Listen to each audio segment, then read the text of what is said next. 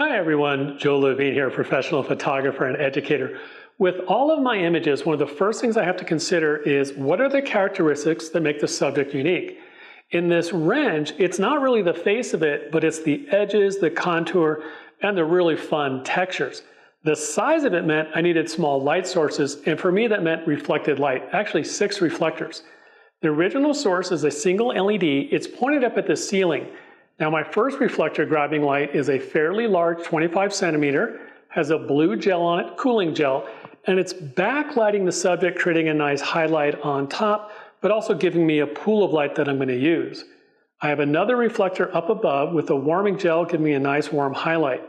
On the lower part, grabbing some of that light coming down, I have a medium-sized reflector on the left. It has a warming gel giving me a nice highlight. On the right, I have a white reflector, just using to bounce some back in.